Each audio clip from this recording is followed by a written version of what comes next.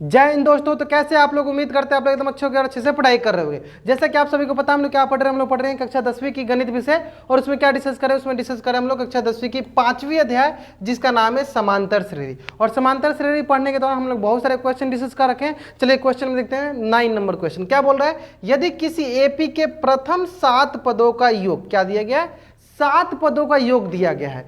यानी हमारे पास पहला चीज क्या दिया, S7। S7 मतलब कि 7 पदों का सम, 7 पदों का योग कितना दिया है, 49। तो इसको ऐसे कर लो, आप इसको ऐसे लिख लो, इसको ऐसे लिखो क्या, Sn बराबर हो गया n/2। तो n/2 कहने का मतलब क्या है, यहाँ फॉर्मूला लिख देते हैं। चलो Sn बराबर होता है n/2 into 2a plus n-1 into D, है ना, ये फॉर्मूला होता है ना। अब इसमें देखो 7 पदों का है, तो यानी n की जगह क्या हो गया 7, तो यानी 7/2 इंटू 2 इंटू ए प्लस 7-1 इंटू डी। इसका मान कितना दिया, इसी का मान दिया हमारे पास कितना 49, यानी यहाँ 49 लिख दो।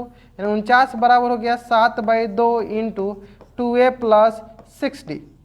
फिर इसको ऐसे कर लेते हैं, यहाँ लेते हैं, ये हो जाएगा हमारे पास 49 इंटू क्रॉस मल्टीप्लाई करते हैं 2/7, यहाँ हो गया सर 2a प्लस 6d, है ना। एक स्टेप और आगे, इसमें से 2 कॉमन निकाल सकते हैं, है ना। यहाँ कर लो पहले 7 7 49, तो ये देखो 7 इंटू 2, और यहाँ से 2 कॉमन निकाल, यहाँ हो गया sir a plus D, a plus 3d, क्योंकि 2 कॉमन निकाला हमने। तो ये देखो 2 से 2 कट गया, यानी पहला इक्वेशन हमारे पास आ गया, यहाँ से पहला इक्वेशन आ गया हमारे पास a प्लस 3d, तो फॉर्मूला था हमारा। यहाँ से हमारे पास पहला इक्वेशन क्या आ गया है, a plus 3d is equal to कितना आ गया 7।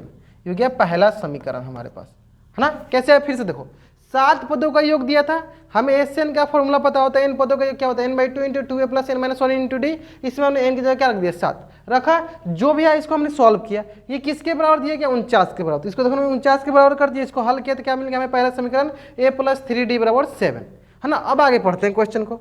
आगे क्या दिया गया है, प्रथम 17 पदों का योग दिया 289। तो जैसे हमने प्रथम 7 पदों को निकाला है, उसी तरह प्रथम हम 17 पदों को निकालेंगे।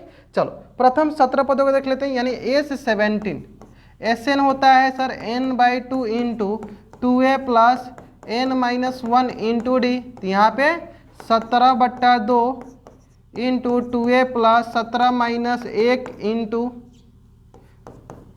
डी, ठीक है। चलिए सॉल्व कर लेते हैं हम लोग यहाँ पर आराम से। तो ये हो गया देखो 289, क्या हो गया 289, क्लियर है 289। और यहाँ हो गया sir 17/2 into 2a plus 16 into D, है ना। अब ये आ जाएगा देखो हमारे पास, क्रॉस मल्टीप्लाई कर लेते हैं। क्रॉस मल्टीप्लाई हो गया देखो 289 इंटू 2, यहाँ गुना में है तो इधर नीचे आएगा, बट्टा में हो गया 17, और यहाँ सर 2a प्लस 16d। और यहाँ से ये आ जाएगा हमारे पास, देखिए 17 17 289, और यहाँ से सर 17 इंटू 2, और फिर यहाँ से 2 कॉमन ले लो, यहाँ हो गया a प्लस 8d। तो देखो 2 से 2 कट गया, क्या आ गया हमारे पास a प्लस 8d का मान आ गया देखो 17। ये हो गया दूसरा समीकरण।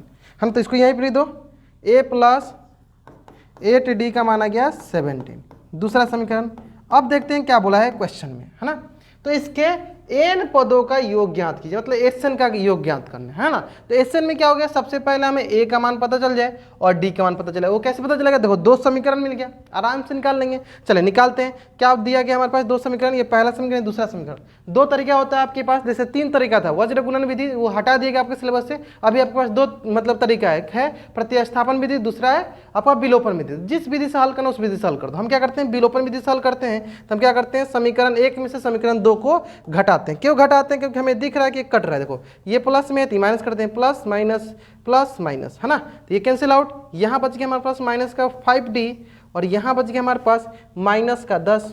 तो इसलिए यहाँ से d बराबर हो जाएगा 10 बट्टा माइनस का 10 बट्टा माइनस का 5, तो माइनस माइनस प्लस, ये हो गया 5 दूनी 10, यानी d का मान हो गया देखो हमारे पास कितना 2। तो क्या करेंगे, d का मान किसी एक समीकरण में रख के a का मान निकाल लेंगे। चलो निकाल लो। क्या करते हैं सर, हम d का मान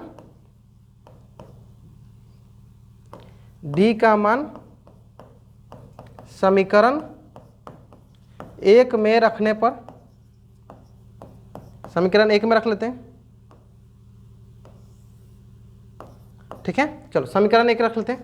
समीकरण क्या है sir, a plus 3 into D बराबर हो गया 7, तो यहाँ से हो जाएगा a plus 3 into D, D का मान कितना होगा 2 बराबर 7, और यहाँ से हो जाएगा सर a प्लस 6 है तो इधर आके 6 माइनस हो जाएगा, तो ये हो जाएगा सर a बराबर 1, a बराबर 1। क्लियर है, यानी हमें कुल मिला के पहला a का मान मिल गया और d का मान मिल गया। क्या मिल गया, देखो हमारे पास a का मिल गया और d का, हम n से मतलब n पदों का योग निकालना है, हम यहाँ रख देते हैं। चलो तो ये आ जाएगा हमारे पास n/2 इंटू 2 इंटू a का मान क्या है 1 ही है, तो यानी 2 ही आने वाला है, ठीक है, प्लस n-1 इंटू डी का मान कितना है सर 2, तो 2 रख दो, ठीक है। तो एक स्टेप आगे सॉल्व कर लेते हैं, इसको क्या अंदर मल्टीप्लाई कर लेते हैं, तो ये देखो हमारे पास n/2 इंटू 2, और ये जैसे अंदर मल्टीप्लाई करें तो ये देखो 2n,